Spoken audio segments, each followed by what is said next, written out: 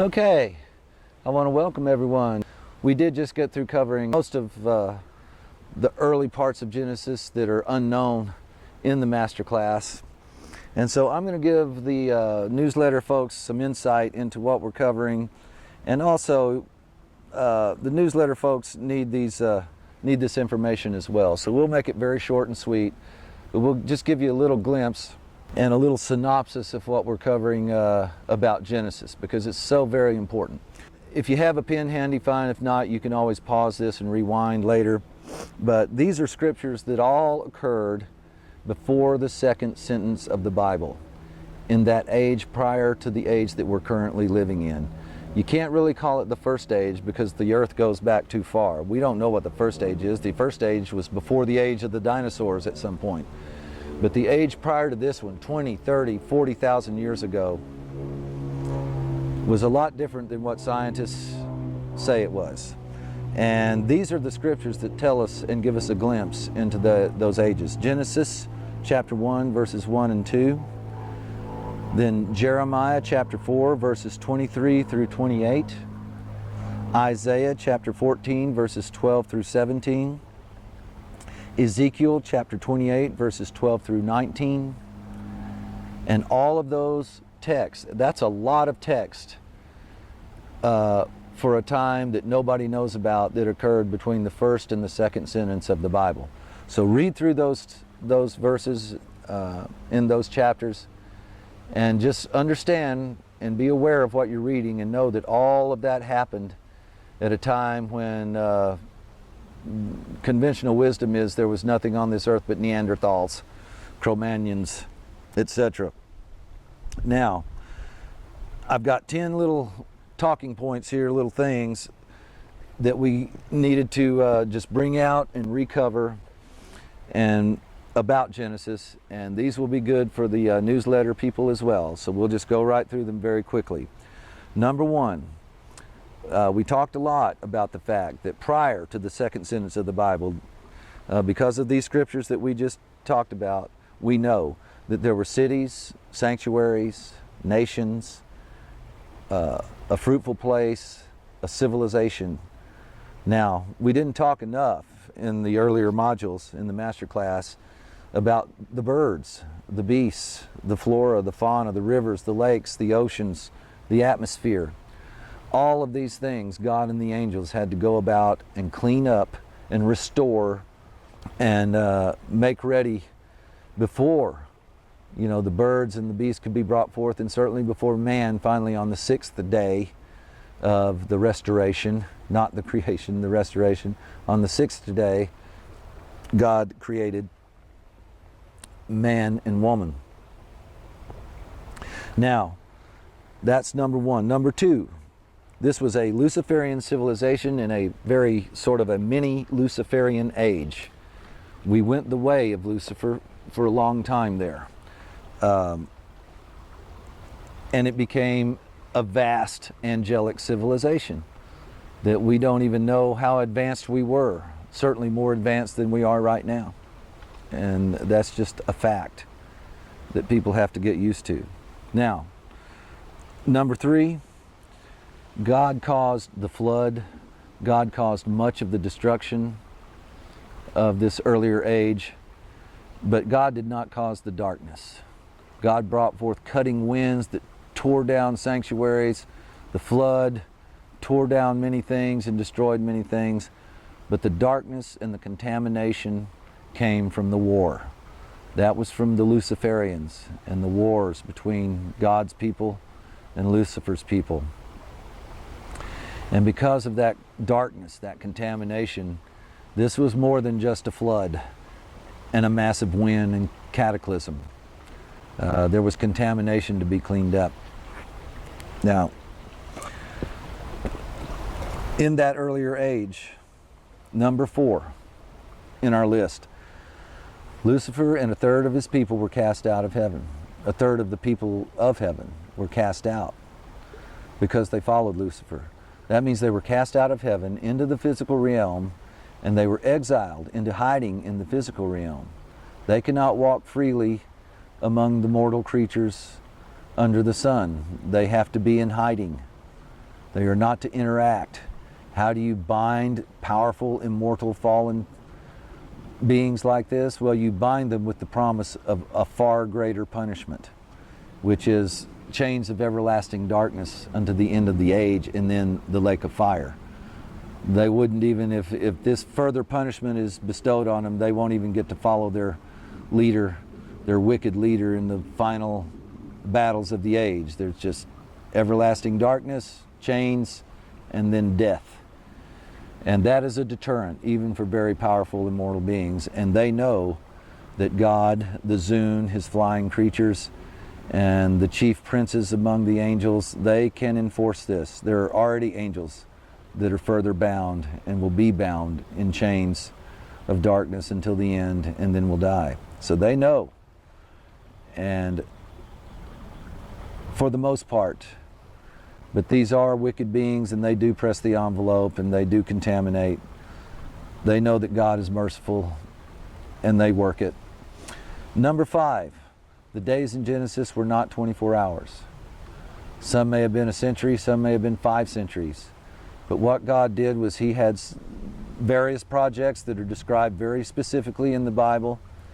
And just like a person today, he would work on those projects until those tasks were finished, and then he would call it a day. And whether that was 1,000 years or 500 years or 200 years, they were not 24-hour days, and they probably were not even equal increments. It was just God was working on things, and when he got through with something, he called it a day. And there ended up being 7 of them. And he rested on the 7th day. And we don't know how long he rested. But we have to remember, he had to clean up contamination. He had to clean up oceans, rivers, the land. He had to clear up the atmosphere so that the stars and the sun and the moon could appear.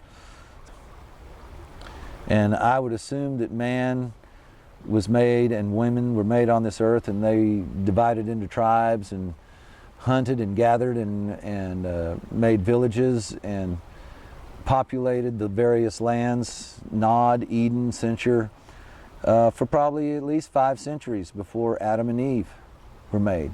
So the 7th day was probably about 500 years long while God rested between making man and woman and calling it very good, and then making Adam and Eve as intermediaries, the high priest and priestess, intermediaries between God and the tribes. Now, number 7, God intentionally blotted out the memory of the first age. Moses was not allowed to write about it extensively. Many centuries later, with the prophets, just a few centuries before Jesus, God finally started parting the veil and giving these last greatest of the prophets, Isaiah, Jeremiah, and Ezekiel, a glimpse into the prior age so that we would know where we are, why we're here. We could get oriented much better than we had been throughout the ages. No one knows this. We can go back, unless we find the lost library of Alexandria, Egypt, we're probably not ever going to find any ancient writings about the prior age. It was blotted out. Moses didn't write about it. Noah didn't write about it. Nobody wrote about it. It was not known up until these later prophets started parting the veil, and God showed them glimpses of the prior age. That's number 7. Number 8, in the first age there were definitely, or the prior age, earlier ages of this earth, there were definitely flying craft. We had flying craft, my friends. It is simply axiomatic. There are megalithic sites all over this earth. Most of the experts say they're 7 to 9 centuries old. They could be 70 centuries old. These places could be 7,000 to 10,000 years old easily. I've visited them. These are virtually immortal sites. They will look the same in 1,000 years as they look right now. They're seamlessly blended into the natural landscape. They are made of solid megalithic stone. They are immortal structures. And one of the main aspects of virtually all these immortal structures, certainly many of them, various aspects of these megalithic structures are designed for aerial observation. They're designed to be viewed from the sky. So we know that in prior times, in ancient times, prior ages, probably the age, mostly in the age prior to this one, but those fallen ones still exist. And if they still exist, their flying craft still exists. But we know that at some point flying craft existed, because you do not make things for aerial observation if you've got no way to fly up there and observe them. So it's just axiomatic. Archaeology has proven that there were flying craft in earlier ages of this world. Now what we have to realize and keep in mind is that this was an angelic civilization. We had an unknown level of tech, an unknown level of science, an unknown level of wealth and trafficking and culture and civilization. It was amazing, I am sure. It was the mini Luciferian age. And the thing is, in this particular age, it was different than the prior ages that we had lived through. The prior ages had been more about life science, and the Luciferian age was more about branching out, buying and selling, and wealth building. I believe that we did make it to Mars as an angelic race, and in the physical realm, even for an angelic race, that is an amazing accomplishment, and it was probably an amazing amount of wealth and lucre for Lucifer if he owned the property rights of the world of Mars. The trafficking back and forth, and I think a trade war probably destroyed Mars, and those type of wars were breaking out, and violence was breaking out over buying and selling and wealth on the earth, which brought forth God's people to put an end to it, which brought forth an even greater war, which brought forth God to bring all the wars and the destruction to an end. Now, number 10, I just wanted to cover how much ground Genesis covers, because it covers a great deal of ground. So Genesis starts with the beginning of heaven and earth. It skips the prehistoric and prior ages. It picks up with tohu and bohu, without form and void. The earth is, the fruitful place has become a wilderness, a waste, and a desolation. And then it goes forward with a steady timeline.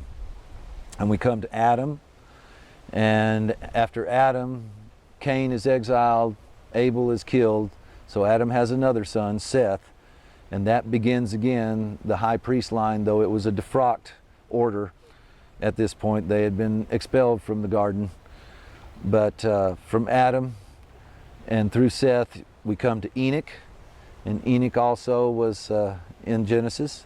From Enoch, his great-great-great-grandson, or great-great-grandson, was Noah. And that too is in Genesis. The whole story of Noah and the flood and the ark and the animals and all is in Genesis.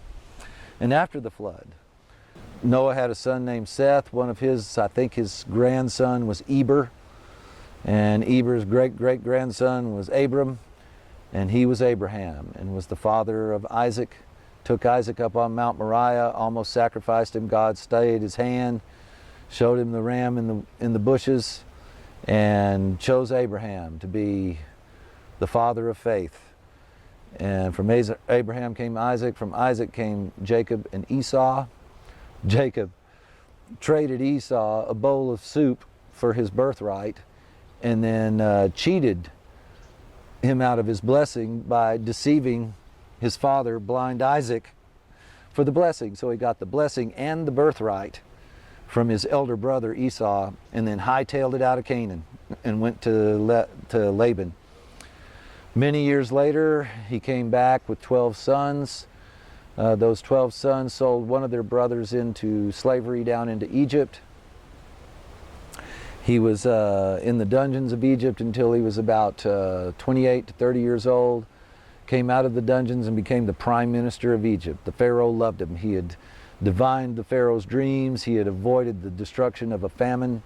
And during that famine, all of his brothers and his father, Jacob, or Israel as he's known, came down to Egypt to avoid the famine. And they were blessed and beloved and greeted with honor. The Pharaoh had Jacob bless him, which in ancient times the greater always blessed the lesser never blessed the greater, which means that Jacob, Israel, was considered the king of Canaan. He was an elder king. They were like Abram, Isaac, and Jacob. Were kind of like the Cartwrights of the Ponderosa or the Bartleys of the Big Valley, only much more in their influence and their wealth and their rulership of the land. And so they go to Egypt. The Pharaoh is blessed by Jacob and gives Jacob and his 70 the land of Goshen to live in, and they go there and multiply and multiply and multiply. And Jacob finally dies, but he calls his sons together and blesses them all and gives them glimpses into their future, and then dies, and there is a massive memorial for Jacob, our forefather Israel, as all of Egypt and all of Canaan turned out for his memorial, and it was a week or so long. And they finally came back to Egypt, and then the book of Genesis tells us the story of Joseph dying in Egypt. Joseph of the multicolored dream coat, same Joseph, he finally dies in Egypt, one of the sons of Israel. The book gives the details of his death, and then that's finally the end of Genesis. But it started at the beginning of all things and ends finally with the death of Joseph in Egypt. And so that's going to conclude this portion of the newsletter. But I wanted to go over those things about Genesis, give you those scriptures about Genesis, even for the newsletter people, because you need to read through those scriptures that I noted. And just remember, as you're reading, all those things that exist that are talked about in those scriptures, the cities, the birds, the beast, the fruitful place, the nations, the hosts, the people, all those things were living and thriving on this earth before the second sentence of the Bible, before the earth became without form and void, a waste and a desolation. Thank you very much, Watchmen. This is the Watchman's Guide, the newsletter for Worldwide Israel United. God bless you all, and I will see you all next month.